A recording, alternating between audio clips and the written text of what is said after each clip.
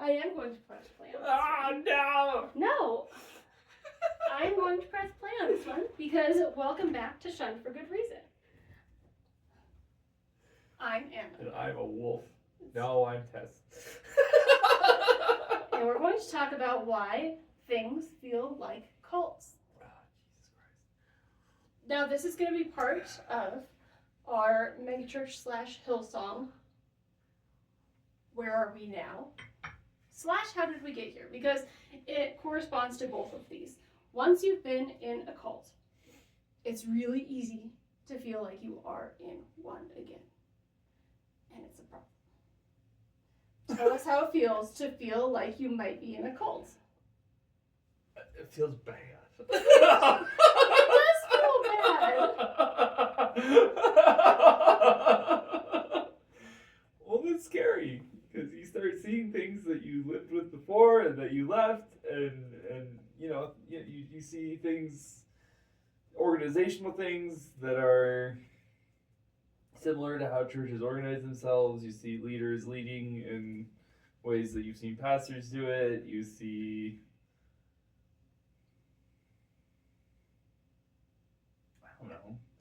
No, absolutely. Lots of things. You see an organizational structure that may or may not feel similar to what you were in before, but you feel like you're definitely at the bottom end of that, and people want you to try to work yourself up. This happens in a lot of organizations, and it's really scary to those of us who came out of cults. Because first off, we're going to feel a very strong sense of belonging. In Hillsong and in a lot of other megachurches, you're going to see this in literal posters and banners that say, "Welcome home," or "You are home," or "This feels like home." And the messaging is going to be incredibly consistent with that. And it won't necessarily be that overt. It could be people being like, "I'm so glad you're here. It just feels like you've always been here. It feels like you belong here. It's so nice that you're here. I'm so glad you're here." And you get that sense of very... This is our living room. Exactly. This is our living room. That's part of the megachurch that your parents were part of when you were small is, this is the living room. This is where we belong. And I'm so glad you're here. Yeah. And that may or may not be truth. But you can't know because it definitely seems like truth. You belong here so hard. You should do everything you can do to stay here. Right, and support it and make it better. Exactly. And give your life to it. And there's a lot of things like that aren't church. Mm-hmm. And it's hard to not see it that way. Yeah, so here's the other thing, is this is... Have you ever heard of narcissism?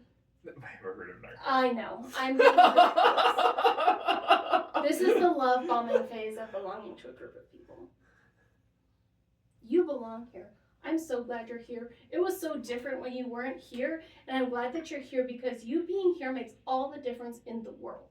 And in a narcissistic person, this often looks like, I was suicidal before you came here, and you've changed my whole life. Or I had no idea what I was doing with my life before you showed up in it. And you are the thing that gives me meaning. This is the best thing that ever happened to me. And groups can make you feel like that. Yeah. Especially if they're designed to make you feel like that. Because they have volunteers in a megachurch specifically chosen to remember names and faces and recognize you week to week. And be like, "Oh, you came back.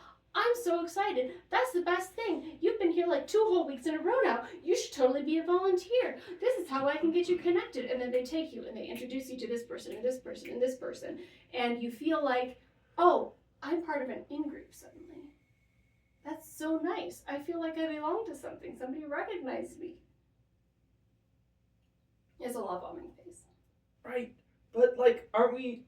And this is the thing that kills me, and I don't think as a 36-year-old human being I have solved this one. Because I know and believe, this is one of those things I believe I would say, was that humans need connection and belonging. Yep. And I say that because I don't think I believe too many things these days. But this is one of them. Mm-hmm. like I do believe that humans need connection. Humans need to feel like they belong somewhere with They do. people. Well, and that's what drives them to go back to places where they feel like they belong with people. But what is the difference between that reality and being in a cult? And this is part of where it switches over, because you switch to a dependence. To what? To a dependence. And in a narcissistic personality or in a cult, this is the same thing. They switch over to, oh, what would it be like if you weren't here? Wow, your life would be so different if you weren't here. And that's where we get these narratives that a lot of us had in cult life in high school or in college. I think this is more of a college thing. It's like every girl said, oh, if I weren't at Bible school, I would be a prostitute. Wow, that's so sad. It is. But there were a lot of things that went into that. We'll talk about a lot of them later. But it switches over from I'm so grateful to be part of this community too. My life would be shit if I was not in this specific community. And that's where it switches over to you are the in-group instead of you have found a group. Because this is the thing that is giving your life meaning. And if you were outside of this, your life would have no meaning. And it would be so sad. That would be bad. And then once you go from there, you have to get control over the influence or influences that these people have. You have to control the information. So you can't go to people outside this group. You have to stay inside this group. You have to go up only in our eyes and in the eyes of no one else. It doesn't matter if your Bible school is accredited or not, because those people, they just want to bring you down. Only in here do we want to lift you up and build you up. Anywhere else you go will be horrible. And it switches from there to, oh, we don't even talk about those people anymore because we're so disgusted with anybody who's outside of our group. Right. And that leads to the us versus them thinking. Right. Everybody else outside of this is the lost. It's bad. Yeah. And we here are the chosen. And it's so blessed of us to be the chosen. And anybody outside of here, we could hopefully bring them in and make sure that they're just part of us now. And won't that be lovely? This is the cult pipeline. If everybody else outside of the building that you are in is the enemy, chances are you're probably in a cult. Then there's a pressure to conform. So the expectation comes that we need to think the same things, we need to do the same things, we need to have the same things on our radar and nothing aside from that. So you need to be happy about the same things that I am. You need to be angry at the same things that I am. And if you are not conforming to that, then you're not in our group anymore. Because you're not angry at the right things. And you need to be angry at the right things. But only to the right extent. So like we saw in the Hillsong documentary that we've been watching, you can be angry about racism as long as you don't cross certain lines. Yeah. If you cross those lines, you've gone too far outside. But as long as you stay within these predetermined lines, it's okay to be angry and pinball between things as much as you want to, because you're still within the construct that we have made that is okay to think about and conform to and agree with. I feel like it's so hard though, because there's some harder definitions of cult where it's there has to be a charismatic leader who is controlling everything, right? Which is surprisingly easy to find. Oh, it's very easy to find. Yeah. That's not hard at all. No, but at the same time, I would have a hard time pointing to a charismatic leader of, say, the woke movement, right? But at the same time, I feel like there are pockets of the woke movement have strong cult tendencies of the us versus them thing. Well, and a lot of that, in my opinion, has to do with where they came out of. Because so many of us were trained to cult. Oh, for sure. And it's really hard to go into a place where you don't cult. That doesn't make it less cult. No, it does not. But a lot of, but because all this came out, a lot of those people, I don't know, a lot of those people came out of cults, are trying not to be in cults. They didn't necessarily follow one specific leader. Mm-hmm. I don't know. I can't. It's easy with conservatism. They tend to. I can think of lots of conservative cult leaders. Where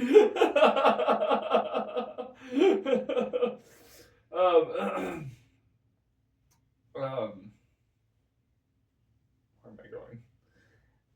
But I feel like, what I was trying to say is, like, there's that hard definition, but I feel like you don't, like, that isn't, in my experience, that hard definition does not cover the experience of cultism. Absolutely. Well, because, among other things, and obviously this is a very wide-ranging spectrum, but when a cult is actually prosecuted for being a cult, or when people think of them as being a cult, some precipitating event has to happen. You have to have a Waco, or you have to have a Colorado City. You have to have one thing that happens. And usually in those pockets of cultism, you have one person who is kind of leading the charge into the higher echelons of cultism, essentially. And we're seeing a lot more of this foisting off of responsibility for making a cult onto those who are viewed as leaders. Right, but I feel like that's a really diluted. It is, because you have to understanding of it. You have to step back. You have to step back, and you have to step back, and you have to step back, and you have to step back farther, because a lot of that is reactionary to specifically World War II, where we put the responsibility for an entire war on one man with a little mustache under his nose. When you look back at World War II, right, we did do that. You think of one person. Which is ridiculous. Yes. Like, anybody with a brain looking at the world during the time of World War II, this is short. No, but just to be very clear, like, I remember history class, my world history class, and this is World War One, but it applies to World War II as well. Mm-hmm. Just to the complexity of it.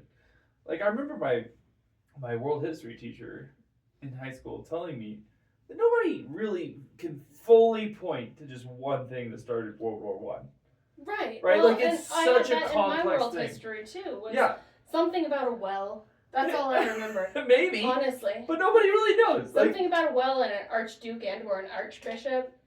And that's all that we know about what caused World War One. Yeah. In my world history class. Right. Well, and my teacher wasn't even willing to point to one thing, because he was just like, nobody really knows for sure, or nobody could point to one thing. There was lots of complex things involved, right? And this applies to World War II as well, right? Like, I mean, it took the United States a long time to get into World War II, right? And just the complexities involved in that. It's not a simple, straightforward, we were just fighting one man thing, right? Like, we tried to make it out to be so much of the time. Well, because that's my point. Because that's what we want. We want a good guy and a bad guy. We want a good guy and a bad guy. And if we don't have a good guy and a bad guy, if we don't have that reductionist system, it's really hard for us to put it in a storybook. And our attention span in the modern age, I'm going to argue that it's been the case all the way along, our attention span wants to reduce things to black and white, to good guys and bad guys. Yeah. So if you look at World War II, it gave us an excellent opportunity to have culture based on America's the good guys. Adolf Hitler himself, like, he's the only bad guy here. Which is such a oversimplification of World War II. Absolutely. I mean, but that's the cultural representation. It is, but it made going to what was that city in Texas where they have the World War II museum? Fredericksburg. Yes. Where it's just the Pacific. Just the Pacific War. Yeah, the War. Museum of the Pacific War. Yeah, and it has. I don't know if they mentioned Germany hardly at all in that museum. I'm sure they do, but it's minimal. They mentioned it, but only in its appropriate context. Well, for sure. It's a great museum. I should say that. One of the best museums I've ever been to. It's a great museum. But if anybody's in Texas, in the Austin area, Fredericksburg is a German town that sprung up in response to immigration of Germans specifically to that area of Texas. They have the Admiral Nimitz Museum, after which the Nimitz-class warships are named, and connected to that, they have the Museum of the Pacific War. Last we went there, it was like $23 a person for a day of just crazy, in-depth education on the Pacific War during World War II. Right. Because it wasn't one war. Oh, for sure. And it had that part of the war was Southeast Asia, Japan, and Germany was so far away that in that museum, I barely remember thinking about Germany. Yeah. And it was all about World War II. we need to go back there. Not only for that, but also because of the beer gardens in Fredericksburg and the Wiener Schnitzel that they have in that city. We never did that. Glorious. Ridiculous. We didn't drink beer at the time, and it felt like we were missing out on a lot of things. Yeah. But the Wiener Schnitzel, top tier. Now we just put Wiener Schnitzel. It's okay. We'll have Wiener Schnitzel sometime. But you see the simplification of something to one good guy and one group of good guys and one bad guy specifically is what takes that understanding of cults to, oh no, you have to have one charismatic leader who is leading the charge and doing the financial or sexual harm to other people. And that's not what makes a cult. But that's the very, that's what makes a decent office. Understanding of what cults is. Yes. Even, listen to podcasts, listen to people, smart, genuine people trying to describe this thing that we call cults. I feel like so much of the reality of cults is missed in this really oversimplified definition. Right, because they're missing the thing. They're missing my life experience with yes, they are. So to be very clear, if these people were describing cults accurately, then Hillsong, as a cult, doesn't qualify. Would no longer exist because they were able to fire a charismatic leader. Well, yeah, and it's no longer a cult if you fire a charismatic leader. Right. If that person can leave power, then it's not a cult. Right. In the understanding of these people. Right. Or my church is the same thing with the church I grew up in. Which is why I always describe it not as the following of a charismatic leader. It can't be because, just that. Sometimes charismatic leaders have great things to say, sometimes they don't. Usually they're too busy to think about their following. If they're being a really good charismatic leader, that's not what they're thinking about. The cult is not the leader, in my opinion. No, the cult is the system. Yeah. The cult is the control of finances, the control of sexuality, the control of it has to be thought content. But it's not talked about that way. It's not. These days, at this time in culture, and that's because you want to scapegoat people. Because who do we have in power? We have in power the people who were put there by the Hillsong and other megachurch movements. If you can scapegoat one person, a Donald Trump or a what was the Hillsong person's name? Brian Houston. No. Carl Lentz. Yeah, that one. If you can put that person in charge, if you can say it was them, it was none of the rest of us, then you have a scapegoat culture. Yeah. Well, and it saves the system. It saves the system. Right, and you can still have that system, and that's what happened to my church. Yes. It had a charismatic leader that started it and carried and built it for about 20 years, more or less, and then he had his dramatic. Oh, you're a human, and you're a human and had sex with somebody in a hotel, and done drugs, and so you can't be the leader anymore, and so he was forced out, but it still exists. We drive by it semi-regularly.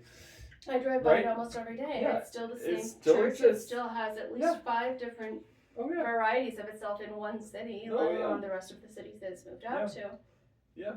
But it's a very easy us versus them, to where the system is beautiful and perfect. And just because there's one bad leader doesn't mean that the whole system is corrupt. It just means that there's one bad leader. Right. Who didn't know what they were doing. And we can still take their teachings because the teachings were from God. But that leader was a vessel and nothing more. Which makes people dispensable husks. Yeah, well, right. It's very unfair to the. I don't know. I have a hard time saying this. I feel like those leaders are both very responsible for a lot of things, and also very like if you just try to think of that one person as a human, and like the amount of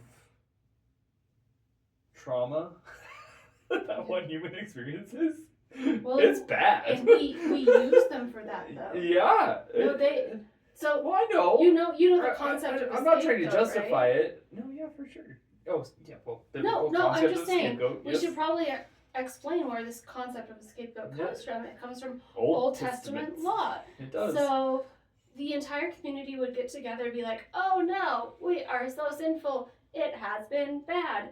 We should probably do something about it. They would get a literal goat. Which sounds more humane than getting a human. It is, in some ways, more humane than getting a human, yes. Yeah. Oh God. It's also problematic. But anyways, they would get a literal goat, bring it to, I want to say the town square, but at the time that I'm speaking of, it was the tent village of Israel, because they were wandering the Sinai Peninsula for 40 years because nobody asked a woman for directions.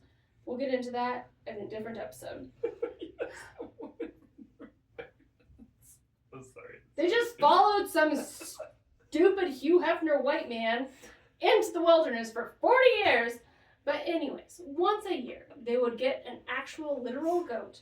They would bring it into the middle of the people. Everybody would put their sins on the goat. So they would say, all the bad things that I have done are a result of this, and I put them on this goat. And then they would, in theory, release the goat into the wilderness to wander the world. Sometimes the goat got sacrificed. It just depends on which There's actual... lots of... I always felt like I heard lots of sermons about this and lectures, and nobody seemed to ever tell the same story. Like, it was always very like, we don't know if this ever actually happened, or if it just says in the Bible. Either way. Or sometimes it happened like this, and sometimes it happened like that. Like, I was always very shocked at how vague that was. Yeah, so escapade and scape. So exciting adventure with not necessarily great consequences, and scape come from the same Latin root. Either way, any interesting or problematic experience you have ever had can get essentially scraped off onto this goat. And then in some cases we kill it, in other cases we release it into the desert, which obviously nobody lives in ever. Don't get me started. But either way, all of the sins of the community are on this one person / goat. And that's where we get the term scapegoat, is because this goat was in charge of the sins of the entire community, and then all of everybody's sins were forgiven. This is what we're doing with humans now, which is way less ethical in a lot of ways. No, for sure. I mean, you're still using a living being, but in this case, it is a living being with different responsibilities than a Middle Eastern goat had in BCE 2000. Yep. So you find a person who has done one thing wrong, and then off everyone in the community, you can scrape every sin or thing they feel responsible for onto this person, and then you send them out into the wilderness. You cannot kill them, because that would be martyrdom, and that would be a whole different thing.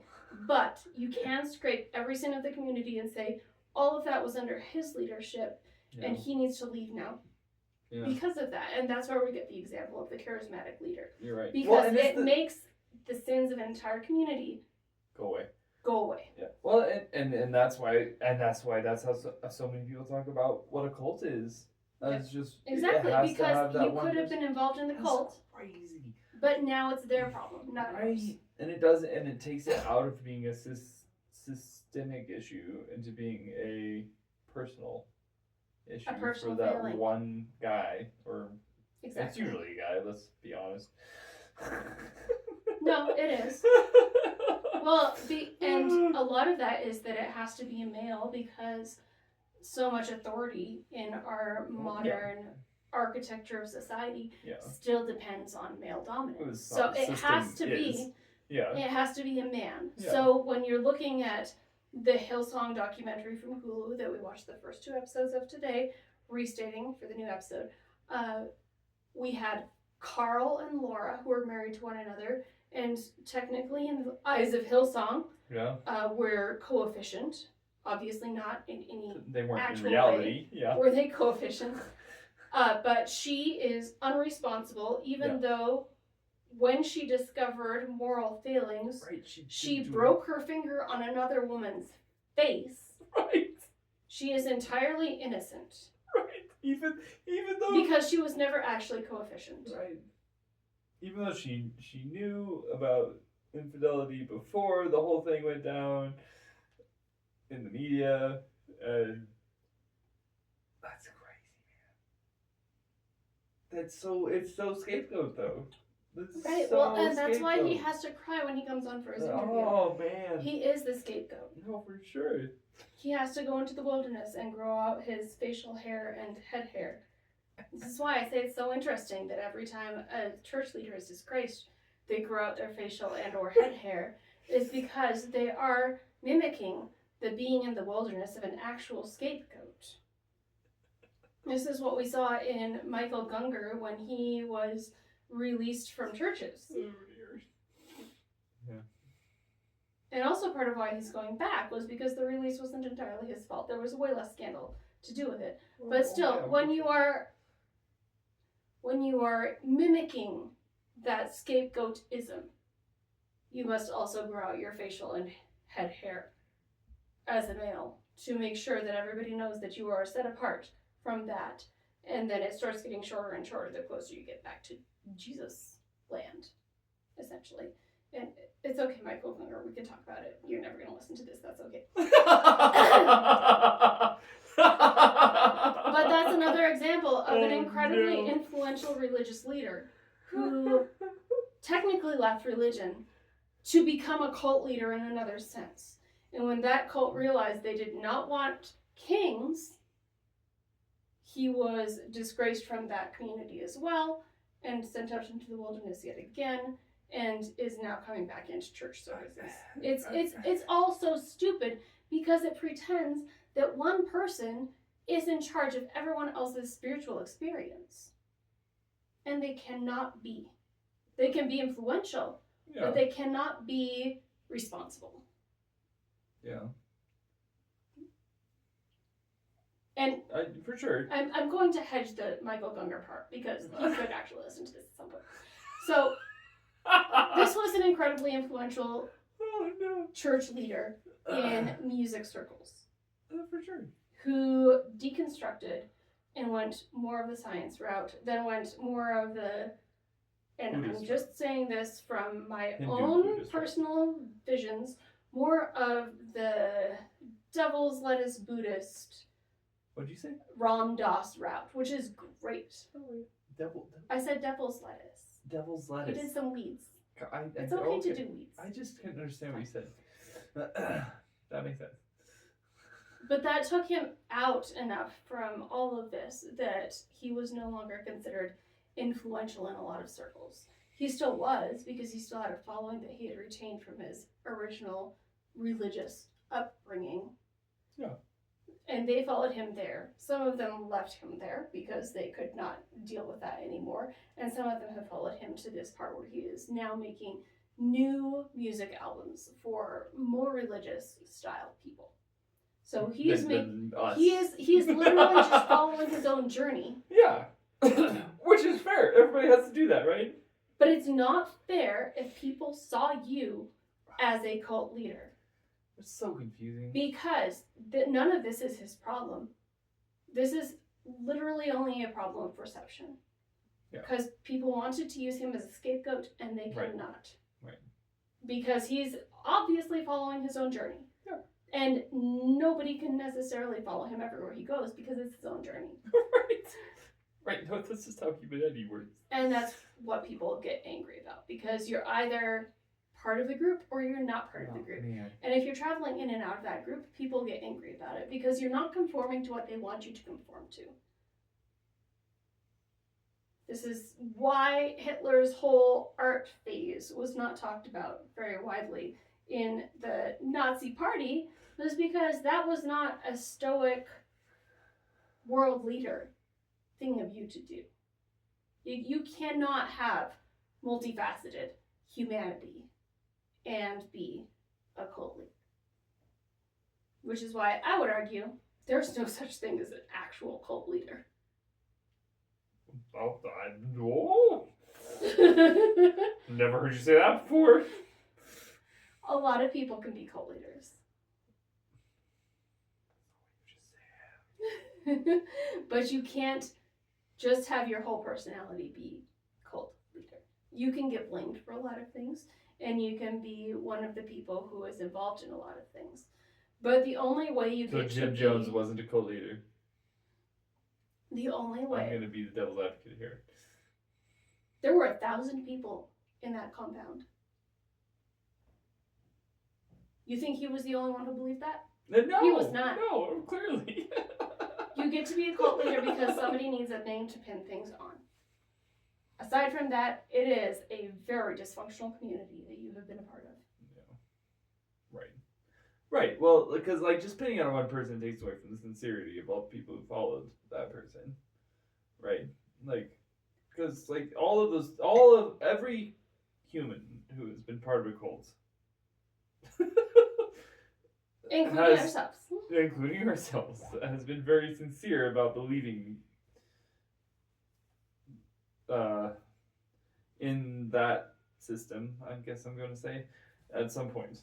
Right? Like, I could not say I was part of a cult if I had never been sincere about believing in a very specific set of beliefs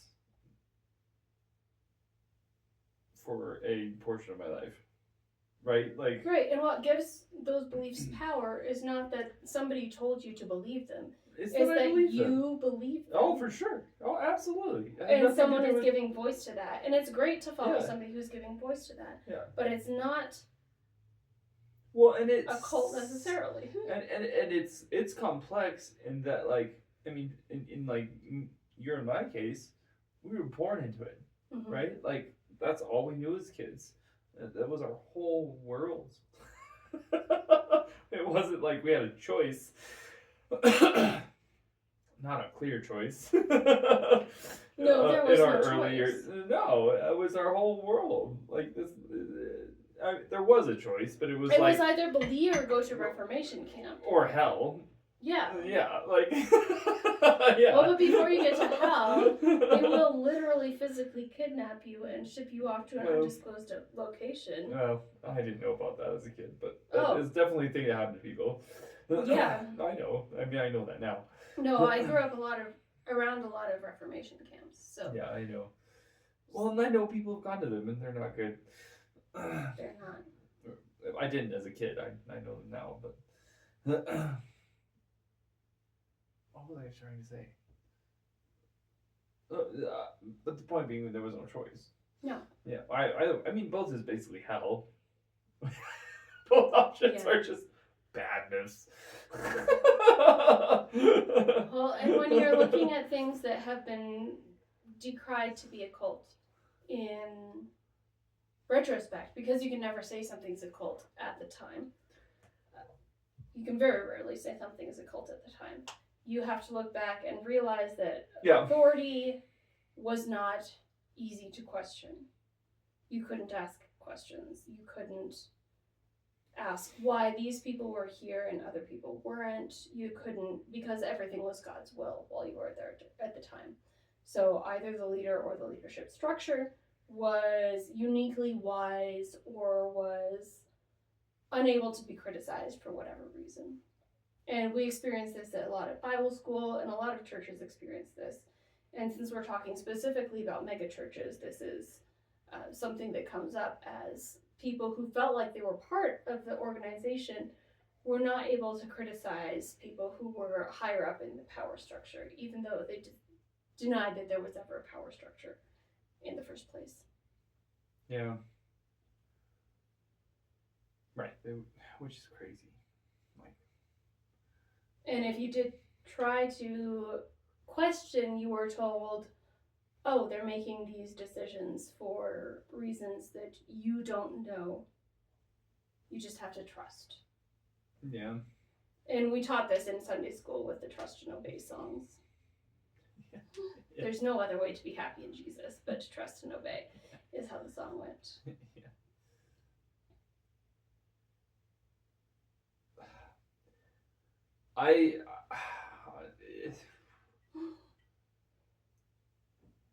It's a hard thing though, because like there are those like it's weird because I've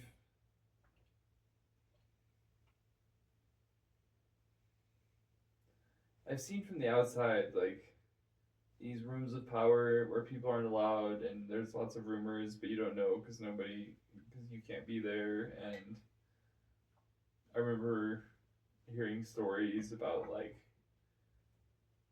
pastors who I put so much of my trust. I remember my dad coming home one day and talking about how he saw a couple of I think it was one of I was so young, I don't remember very well. I just remember hearing a story about a pastor, or maybe more than one pastor, I don't remember, being very angry and yelling at people, and my dad being very surprised by it all. And Because pastors don't yell. right. Right, because they're supposed to be kind and loving and thoughtful and like Jesus, right? They're supposed to be Jesus. Well, and that was part of the entire reason that your father left the Nazarene church in the first place, was that they were more authoritative and he wanted to go to a place that was more natural. Oh yeah, oh for sure, yeah. And that, I mean, and to the point that like I don't even think my dad was able to fully internalize that event. That again, I have a very vague recollection of this, so it's not terribly helpful. But well, yeah, because we don't know who it was or what it was, or right, I wasn't me there. This was indirect thing, but as me, I remember being very like confused and like, wow, that doesn't sound like the person I see preaching every week, right? Like, it was one of those rare moments I had in my growing up years of the disconnect between the reality of how these human beings acted in their day-to-day work lives and what they presented on stage in their sermons and whatever else.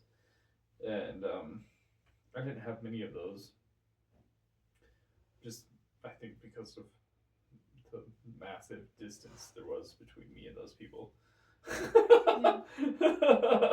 Power wise. Well, and by that point it was too late for your parents to leave. Oh yeah, that was way. I was in middle school or high school, and they'd been in it for 20 years, and nobody was going anywhere. Well, and that's where the gradual, sometimes very gradual loss of autonomy comes in when you are actually in a cult. Yeah. To where the small things that you agreed to do start adding up to make a severe difference in your life. Yeah. You agreed to do this. And we see this in a pleasant way when we do habit stacking as a personal practice. So like, I wake up at this time every day and that's great. And then I have my coffee and that's wonderful. And then a few weeks or months later, like, I wake up at this time every day and I have my coffee and then I do yoga, or then I do weightlifting, or then I take my 2-mile walk, or then I do this, that, the other thing. And not all this is going to be acceptable to everybody, but everybody's going to understand the idea of habit stacking. Yeah. But habit stacking is what churches and or cults do to you as well, to where you've done this for so long that this is just what you do on Mondays. You've done this for so long. This is just what you do on Wednesdays. Yep. You've done this for so long. This is just what you do on Sundays. And then before you know it, there's more time spent, more loyalty, more practices, more of your life. All of your friends are doing this, or you couldn't be friends with them because they don't have the same schedule as you. This is a very gradual loss of the actual autonomy or perception of autonomy that you have, to where, yes, you go to church every week, and this is how it looks very practically. You go to church, and then you like it, so you go the next week, and you like it, and then you bring your kids, and you send them to Sunday school, and they like it, and you like it, and you do that, and you do that, and you do that, and then somebody from the pulpit says, oh, if you like being here, you need to volunteer, and then once a month you're volunteering, and then that happens for a year, and then every week you're volunteering, and then you're there for 3 hours instead of 1 hour on Sunday mornings, and then your children want to go to the thing where all their friends are going because their only friends are at church, and then before you know it, you have 15 hours a week at church, and then before you know it, your children are also volunteering because now they're in high school and they can volunteer, and then you spend 30 hours a week at church, and then you spend 80 hours a week at church, and then in the case of your family, you're spending 120 hours a week at church for 4 people. Yeah. And some of those hours are overlapping. And then by that point, you can't leave. All your friends are here. All your social connections are here.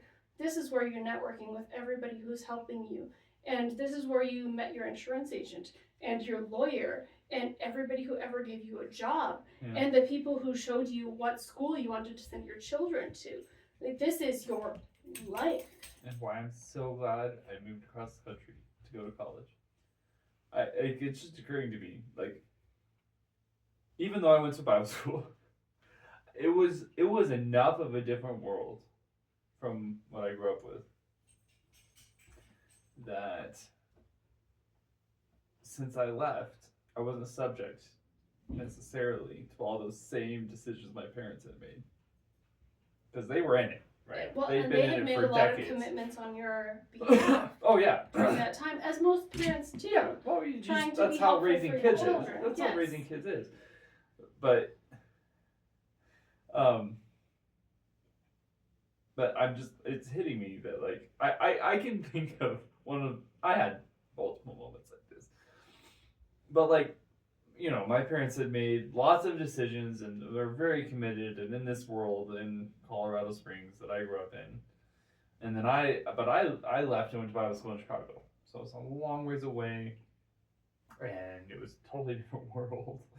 And my parents, I already knew, didn't fully agree with everything, the way that even the Bible school I was at presented things, right? So it was this very interesting time of you know, like, reconciling the world, you know, that I knew and lived in. And one of the big parts of the system I grew up in was this Pentecostal speaking in tongues thing, right? Like, that was a huge part of the system I grew up in. But I remember this moment where I was far away in a different kind of world at college, and I was very committed to the speaking in tongues thing as a high school student. I remember talking somebody into it on a missions trip, and that was a whole thing. That's another story. And, like, I was, you know, that's probably the most evangelistic I've ever been about anything in my life. I was talking to this one person and speaking in tongues. But anyway, so, like, I've done that. I committed to the system that much in high school, but I remember being in college and, like, this group of people I knew was going to have this meeting where they prayed for somebody so that they could receive the baptismal experience or speaking in tongues. And it's like, oh yeah, that sounds great. That's, you know, I've been there, I've done that. That's part of the system I grew up in. You know, I very much believe in speaking in tongues. And yada yada yada. I don't know. I don't think I can explain all of that world to people who don't know that world, but That's fine.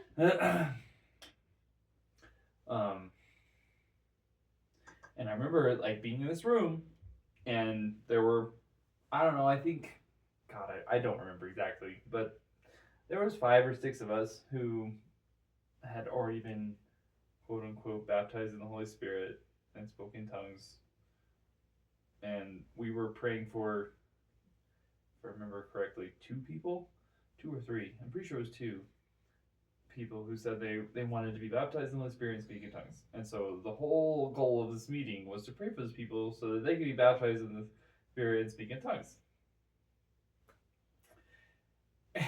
And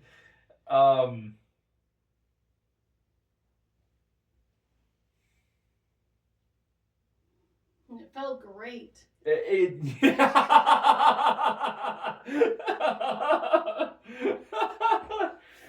Oh, not coercive. Right, not at all. And totally normal. Yeah, well, and again. And you were just all there to help people and not to pressure them into anything. Right, which was my perspective. Was like, we're not pressuring anything. If it's going to happen, it's going to happen.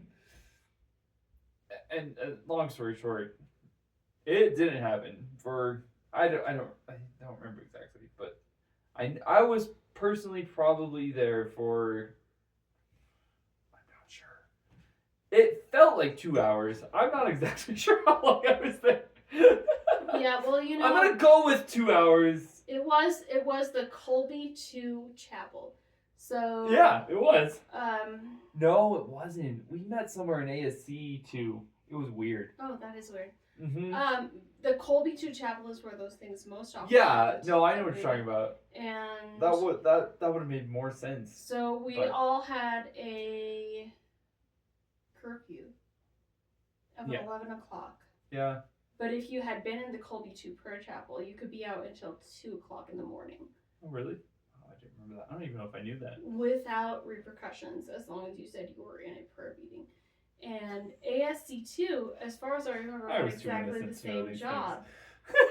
Where, as long as you were at a prayer meeting, you could be out. The truth is, 2 to 4 hours later than your actual curfew. I didn't know any of these things, and I didn't care. After a couple hours, I don't know. What I remember as a couple of hours. It might have just been 1. I don't know. It didn't take for very long, to be honest, for me to feel very uncomfortable in this situation, because I started to like notice that the people like being prayed for, like were like, they started to like do the side eye and like they were not comfortable, and they were both college women who wanted to do this, and there was, I don't know, yeah, it was uncomfortable. Yeah. Bottom line, nothing was happening, and so like me, I was like, all right, that's fine. Let's go home. Right? Like, I don't care. Like, that was, in my mind, always a possibility. And what we said at the beginning, that was a possibility. And it didn't. And it's been, it might have been more like an hour.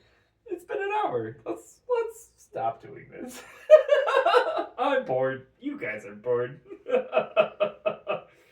And right about the point that's where I was at, one of the dudes who was there went from just like kind of what we were basically doing with praying and reading the Bible and stuff, and pulled out this other very specific book about speaking in tongues and started reading from it, and was like doubling down on trying to get these people to speak in tongues. And I'm gonna be honest, I do not know how that evening ended, because I left. I just left. Yeah, that guy I couldn't take started it a anymore. full cult while he was at our college. Yeah, I know. I don't know much about that except that it happened. Oh, but it was scary. I couldn't keep it. It was hard to watch because it was just this. Like, again, it was. But my point being, like, I was now experiencing the system that my parents had step by step become more and more part of, but then I'm experiencing it in this like really concentrated way where I was having to make decisions about it, right? And Right. and like to the point where I told even young me was like, this is not okay. I have to leave. And there's not many things I've left in my life. It almost feels Truly, like a D but and I left D that. situation at that I point where walked away. like you have been an NPC and then a player character. Yeah, and pretty then much. Suddenly somebody wants you to be DM. Yeah. And make somebody do things. Right.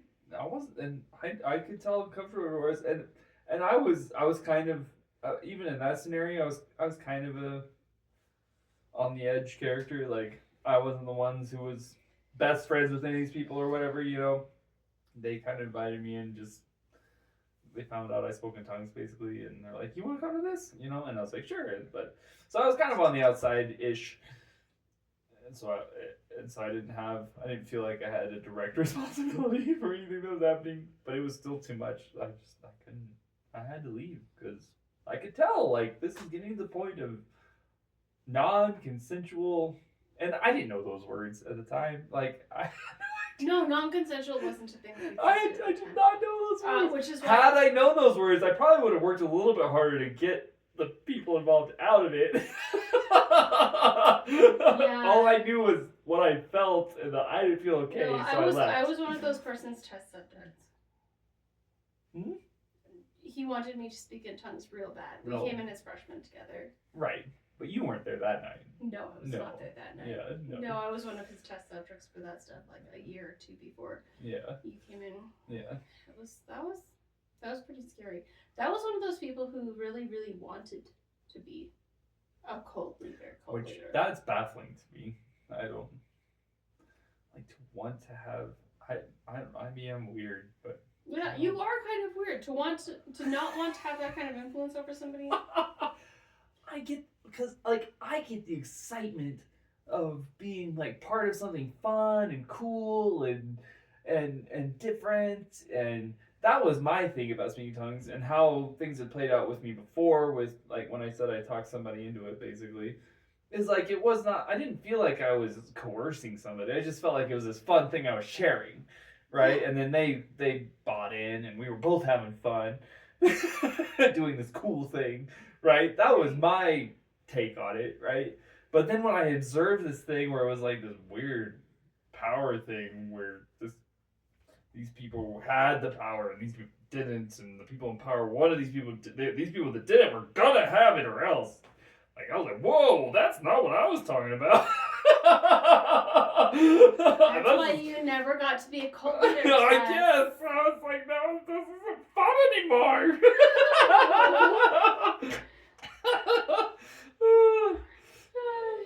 Girls just want to have fun. Oh.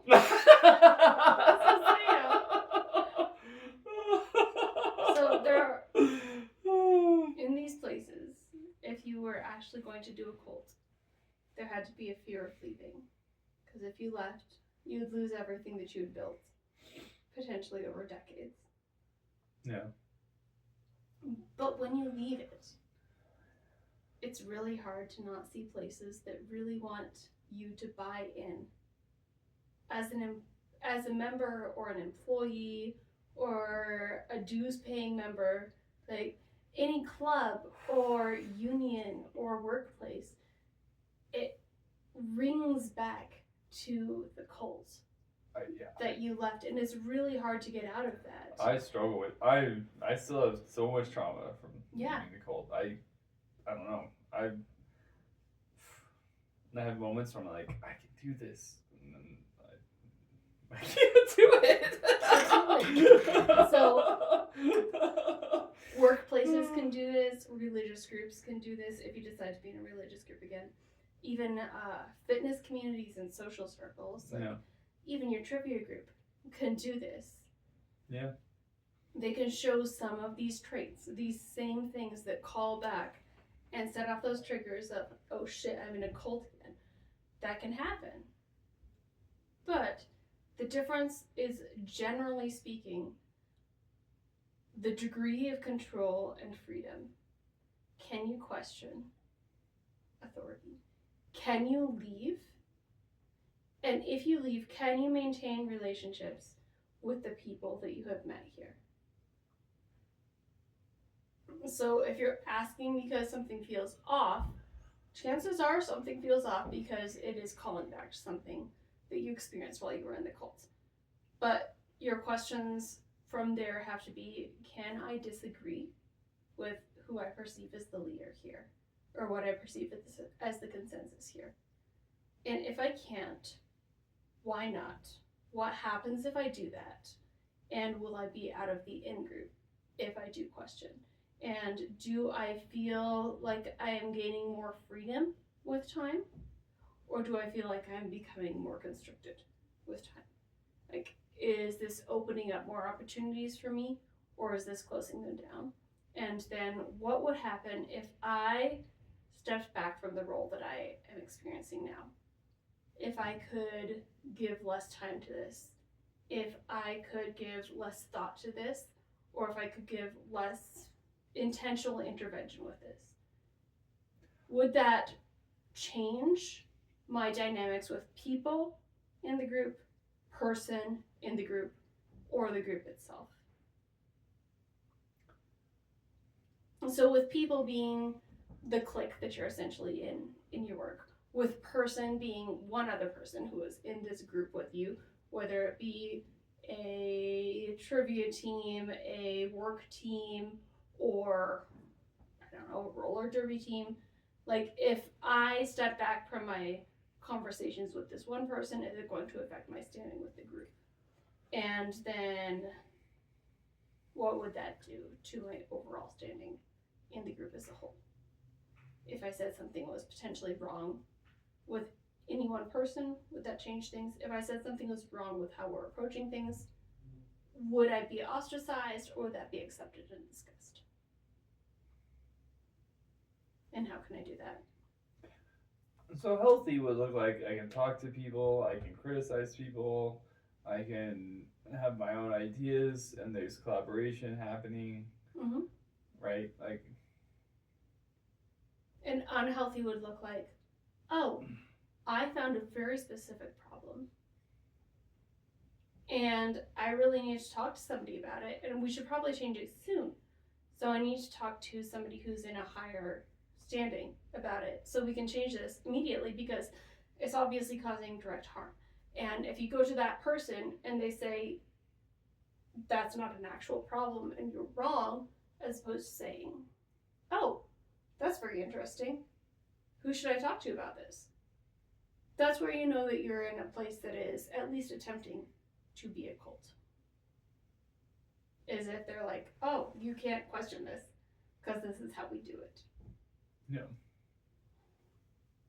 And one of the most healing things to me has been going into healthcare, because in healthcare, most healthcare workers believe in something called evidence-based practice. So if you can go to some place and say, oh, we're doing this and we probably should do it this way instead, they'll say, oh, that's very interesting. And even if they haven't experienced that before, they can say, can you show me some evidence-based practice to support that? And then you go back and you find your evidence and you bring it to them. And they say, oh, yes, this absolutely should be something that we can tweak. As opposed to going to someone and saying, hey, I've noticed this and it seems to be a problem. And them saying, nobody else has said that's a problem. That's definitely not a problem. I feel like that's a you problem and not an us problem. And just distancing themselves from you. Yeah. That's the difference between an EBP workplace or evidence-based practice workplace and a cult workplace, is whether or not you're allowed to question things, to what extent you're allowed to question them, and why you're allowed to question them.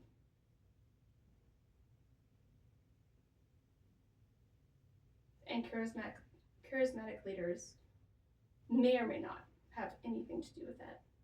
Because a charismatic leader can lead you down any path the charismatic leader wants to lead you down. Yeah. But if they are willing to take correction and questioning, right, they're most likely not a cult leader. Yeah. Being charismatic doesn't make you a cult leader. It does not. Yeah. For sure. sure. Because, like, people are leaders. Like, not just how humans work. Some people are good at leading. Yeah.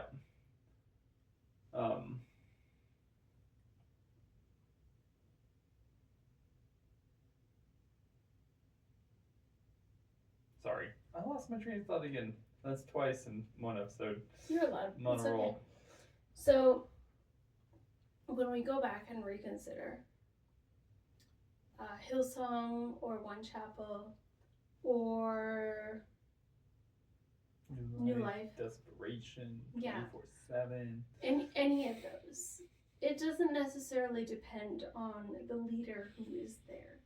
It depends on the people under them and what they're willing to do.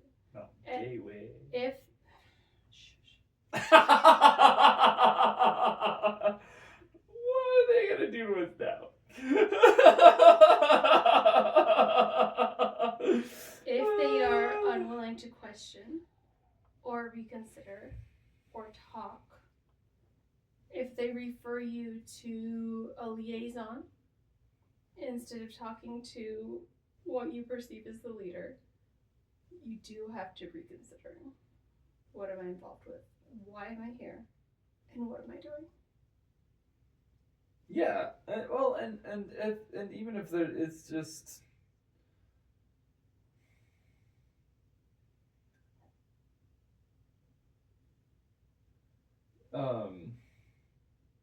if there's no trust, right? If they don't trust you as a person, like, you have to go through these tests before I can trust you, right? Like, that's not. There has to be, if you're gonna belong, if you're gonna connect it with people, there has to be, oh yeah, I trust these people and they trust me as a human, not as a person, not as a human who passed tests, but just as a human, right? There's a difference between those things.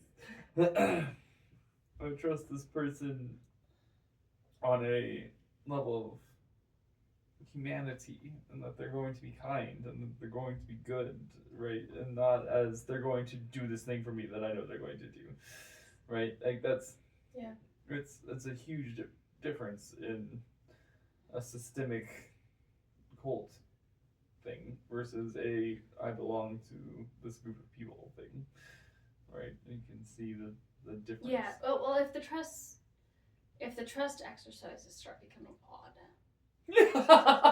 then you should probably question. I was actually thinking of one of these last night, which is interesting, because we were involved in a church, which we became involved in Colorado Springs only because somebody from the church had visited somebody at a different compound that we were visiting. Yeah. So we went to this church because they knew people from the same compound we knew people from, and they were so kind.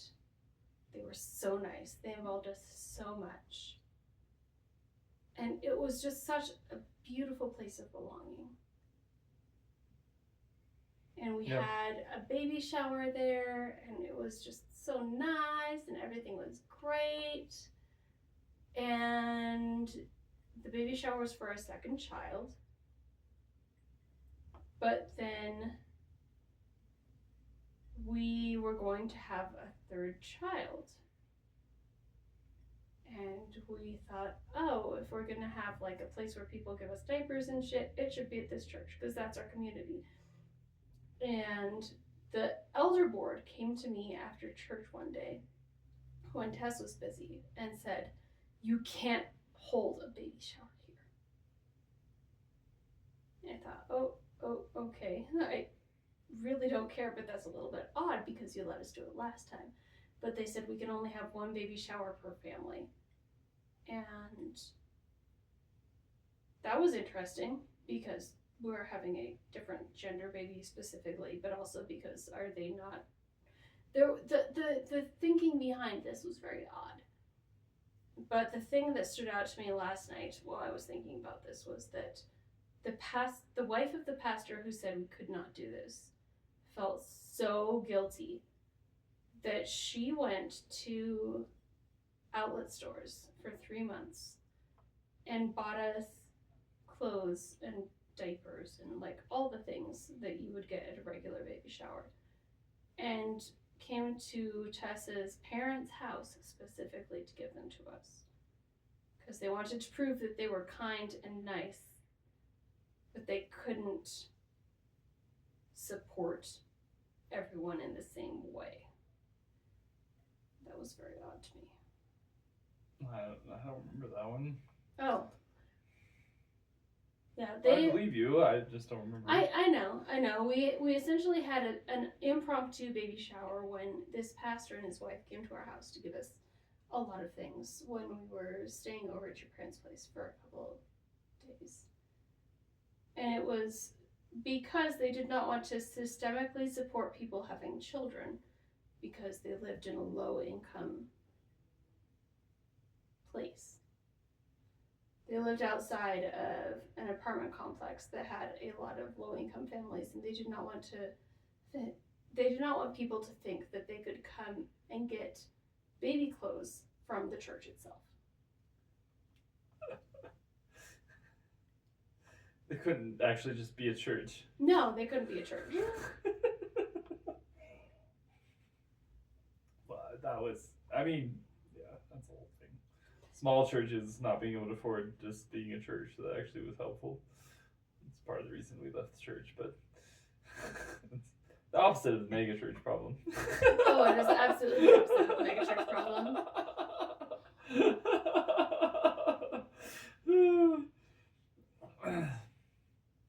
Yeah.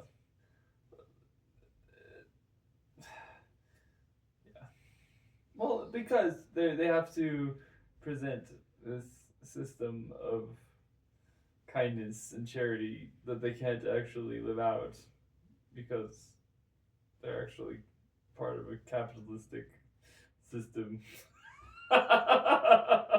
Which is a whole nother problem. But that they support, to be clear. Well,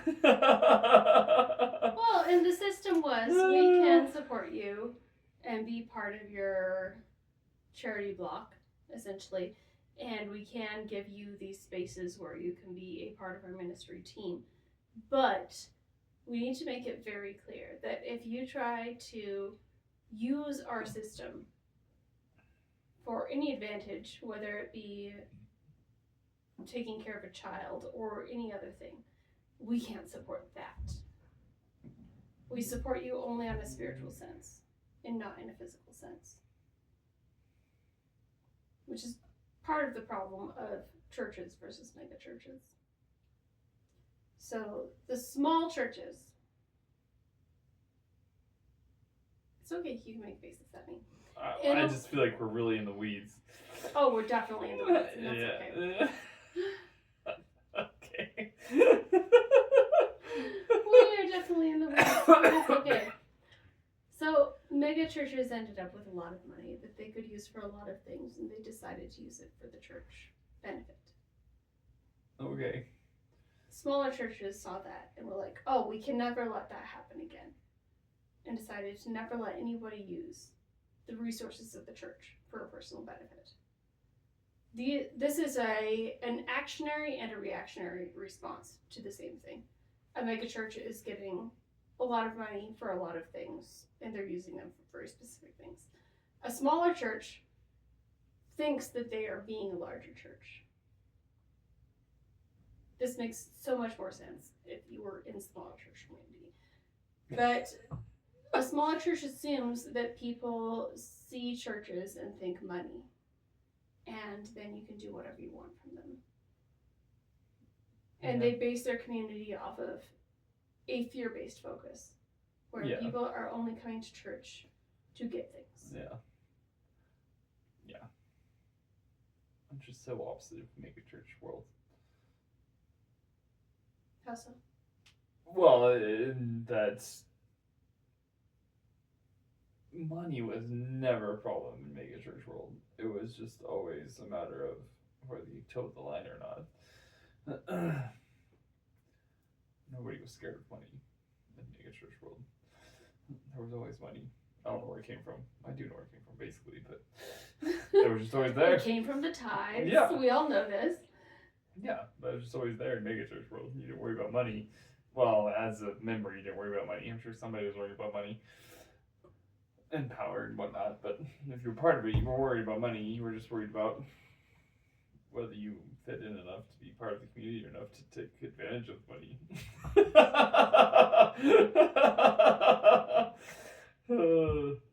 Which is basically the same thing, though. Like, do you fit enough to take advantage of the money? And like, some churches were a little bit more worried about that, and like, oh, that's not what this is about because we don't actually have any money, and both one affects the other. But the point is, like, no matter how spiritual any of them claimed to be, it was so much of it was just about money, right? It was like, still very so capitalistic. much. Yes. It's like it's just this system trying to live in a capitalistic world, and if you had to step back from bringing honor, glory, however it is you think of it, income to the church, if you had to step back from that for whatever reason, be it personal or having another child or whatever it may be, if you had to step back from ministering to the church, as the story went, you were no longer in a position to receive that blessing. oh, for sure, especially on a small church scale, but both. Yeah, you had to be part of it. You had to be part of that world. You had to be, yeah. Which I don't know, and that's where I start. I think that's where a lot of my confusion between the line of this is a cult, this isn't a cult. Because so much of it is oh well, what are you giving to this thing, so that we can give back to you. Right? Like, it's this weird, like, dance that we do. And I think a lot of it is just capitalism. Because we have to deal with this weird money system. Where it's like, what are you going to provide for the system that makes you worth us giving you money? Right? Like, well, it wasn't even always giving you money. It doesn't matter who you are or how human you are. It's how worth it are you? You know, this is going to be the most unrelatable thing I've ever said to anyone. Flannel graph systems. What? No! Yes. Flannel graph I systems. feel like I should say the opposite thing. I was a Betty Lukens flannel graph system person. We had, But why? because someone in the Southern Baptist Convention was willing to dedicate like $3,000 worth of flannel graph systems to my parents' ministry. So we got like a full-size flannel graph system and a quarter-size flannel graph system donated to us at this one Southern Baptist church. And that was like, flannel graph. I know! That's such a VeggieTales reference. I just wish everyone knew. It's one of the best VeggieTales ever made, So in my personal opinion. So good. King George and the Proper Doctrine That's right. is where it is. There once was a man. It's so anti-capitalist. Mm-hmm. There once was a man, a very rich man. He had a lot of sheep. He had And a he lot had of a land. lot of land.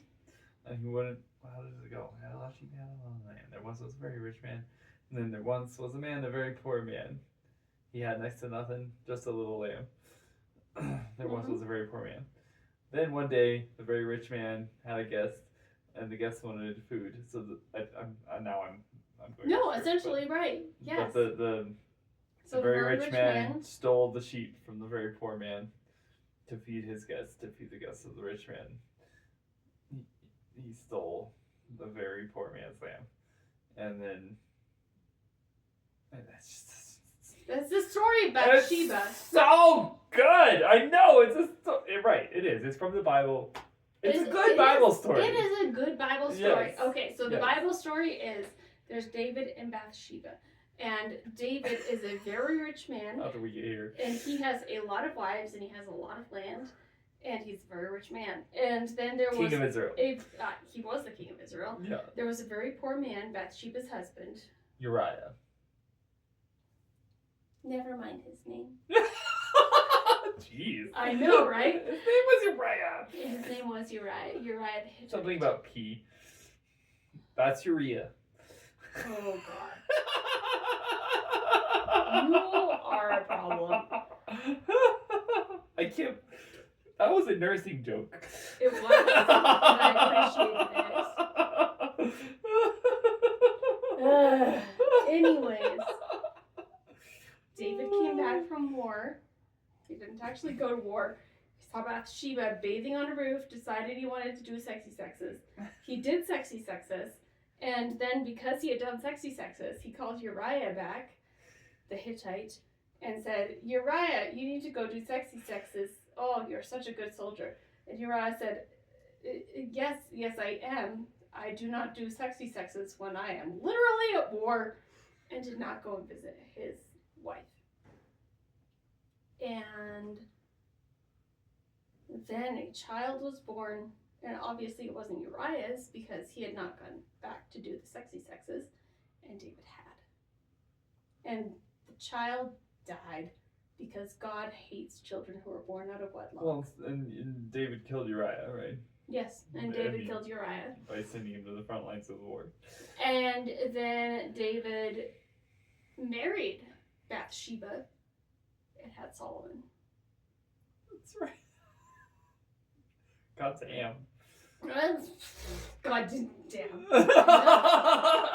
Obviously. I so wish I could be there to watch the reality of that story instead of whatever the fuck is written in the Bible, because I feel like there's so many things that are not written in the Bible that I just want to know.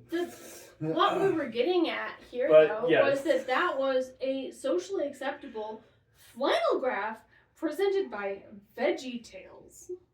Oh, right, but there were more rubber duckies in the VeggieTales version. There were more. In VeggieTales, King David was not after wives, but after rubber duckies. That's right. The Oh, Bible was no. just written wrong. I just realized I have at least 5 rubber duckies in my Subaru. That will not stay where they're supposed to, which has been very annoying for the last 2 days. I put them on tape. They still... One of them decided to go flying about the car wherever it willed. This is why we can't have concubines. Oh, jeez. Oh, no. The point of this was flannel graph systems were a whole thing in the cult world. For the record, Because it's a good story because it shows that power leads to corruption. And ducks. Yeah. But anyway, that's the only reason I said it was a good story. Betty Lukens is the only fundamentalist flannel graph, and I will stand by this. Your mother discovered a different flannel graph, which was primarily prayed over by Pentecostal people from South Africa. They did that over every single flannel graph color, let alone character. Okay. So your mother and my primary dispute has been over flannel graph. Right. It had nothing to do with me being transgender. Oh no, we haven't talked since then. We really haven't. That's true. Not really. Anyway.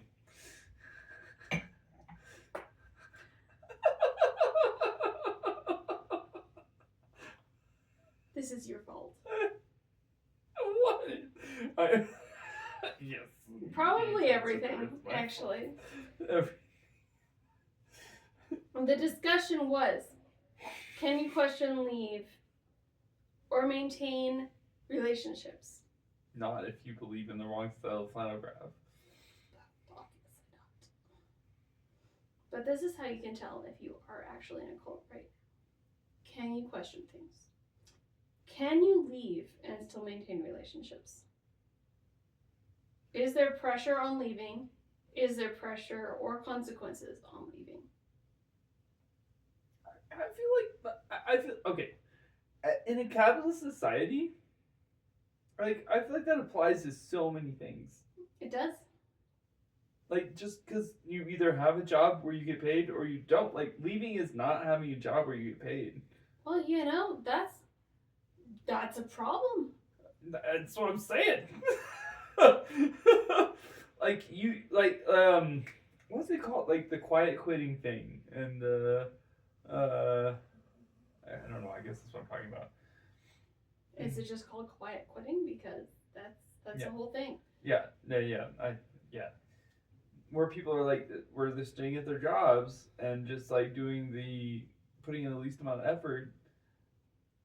Because if they leave their jobs, what are they gonna do? Like, there's an easy option to go do something else. They might hate their job and the culture and what's happening, but they're stuck there because that's where they get money, right? I don't see a huge difference between that and being in a cult, right? Like, you're just stuck in this place because, I mean, a cult is more directly tied to belonging than money per se, but or like, is it? I don't know. Like, it's hard to parse those things out, and that's what I'm saying. Well, and that's one of the downfalls of our capitalist culture. Yeah. Right now is that you're stuck in a place, and if you've done well in that place, you've done well in that place, and it's really hard to leave that place because if you do, you don't have a guarantee that you're going to have the say in things that you have right now. Yeah, or just but that doesn't make it a good place. Or just an income. Yeah. Forget having a say. You don't have income to survive. Like, that's, I feel like, a big difference. I mean, it is. Having a say is nice, but you also have to, like, eat food. Now you're just getting picky. Well, sounds like I mean, it. if you're part of the revolution, you shouldn't need to care about eating food or having electricity. Now you're just being in a cult.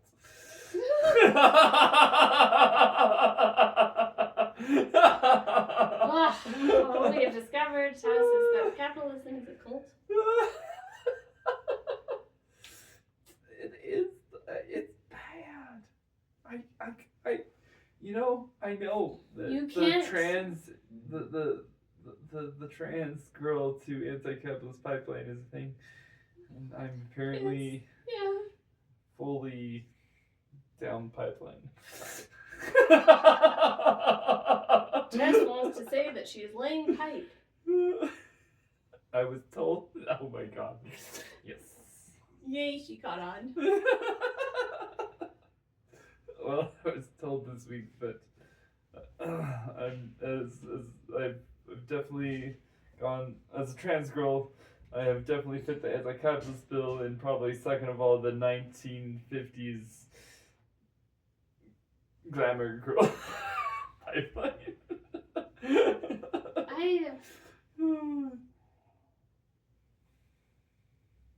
I would love to base this not on the amount of lipsticks you have, but I don't think I can, so I'm going to not say. I will say that I am not benefiting from the amount of lipsticks. I ran out of one of them. I have to get more.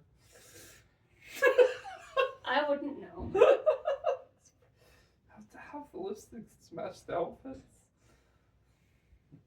It's part of the rules that I have in my head. I don't even know where they came from. They're definitely not cult connected. Nobody taught me about lipsticks. I'm pretty sure I just made it up all by myself. It's okay. We can do an episode about that. Have you seen The Devil Wears Prada recently? Not recently. Oh no.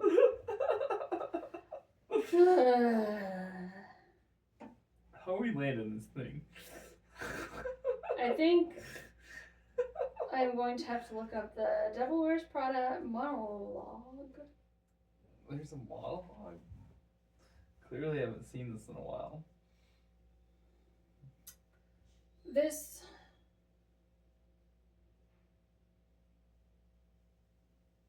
Oh no.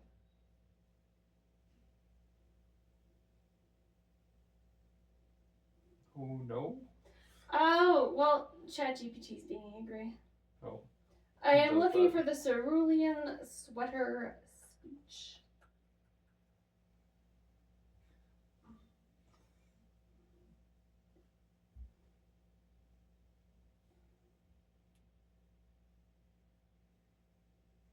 It's fine.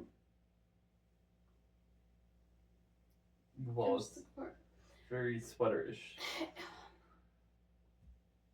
I'm pretty sure you've only watched this once. Yes, I've only Right? watched it once.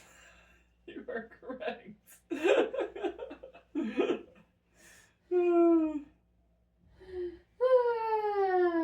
It's so. We don't have the full monologue from this, but essentially, Only watched it once, so I don't know. Andy is talking to Miranda Priestley, and she's like, "Oh, it's a blue sweater," and then Andy is like, "Oh, I know what you're talking about. I got this at an outlet," and Miranda Priestley says, That's right. That's not just Yeah. Because they made it blue; it's cerulean, right, and lapis, and this was not chosen for you. This was chosen for somebody who lived 5 years before you, and this person decided that this would complement that, which would complement this, and additionally, this is the belt that goes with that. Right. And also, you did not choose this, somebody chose this for you 5 years ago, and you got it at some stupid outlet mall, and you didn't even think twice about it because we chose it for you 5 years ago, and you should probably think harder about what you're consuming because fuck you, you little idiot. That's essentially the Miranda Priestley monologue. Is why are you not thinking harder about the things you consume? You could be taking them from a cult leader, but you wouldn't know because you haven't looked into it. Because you just decided that whatever somebody fed to you was the okayest thing to do. And then you chose it because you thought it looked good with your eyes, but you didn't actually just think it looked good with your eyes.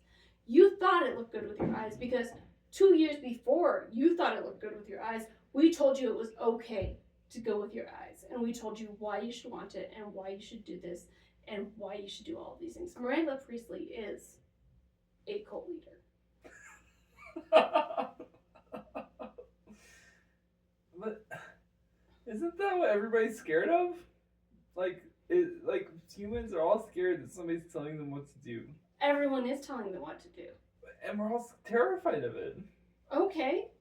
But you're still doing it. Well, I know. It's a weird conflagration of whatever the fuck this thing we call humanity is.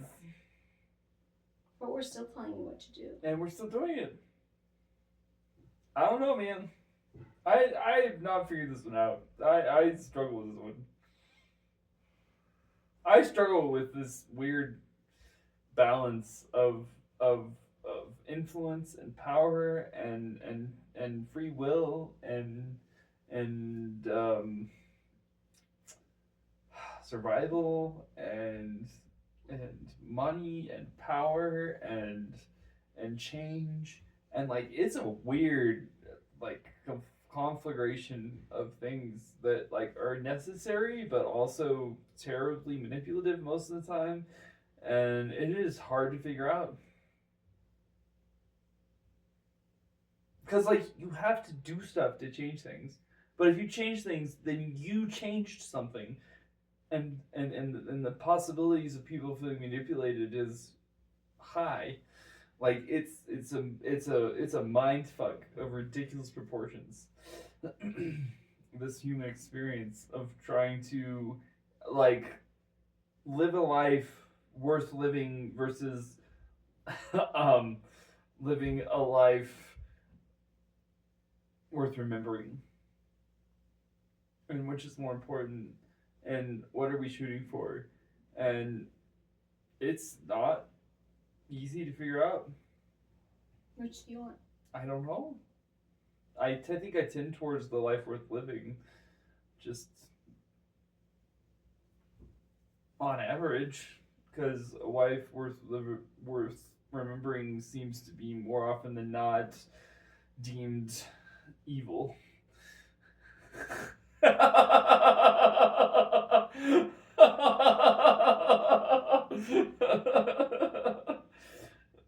However, a life worth living is often forgotten. That's a hard one. Right? It's an interesting crossroads of humanity.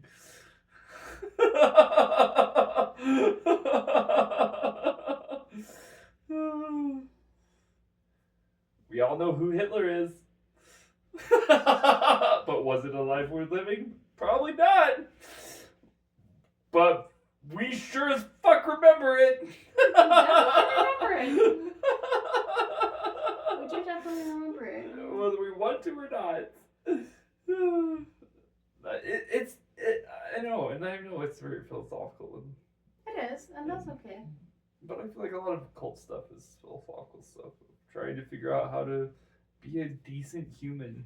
And I mean, when it comes down to it, I feel like that's more the goal than either remembering or living. It's like, can I be decent?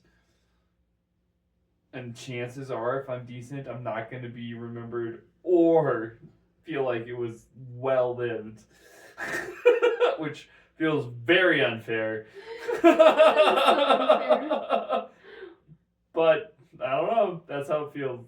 We're going to take a break now. Ugh. I know, but it's okay. That means I have to do more. You push stop when I said more. For those of you watching, you know this. Here. See how angry you are. I don't know. I don't know. No, that's perfect.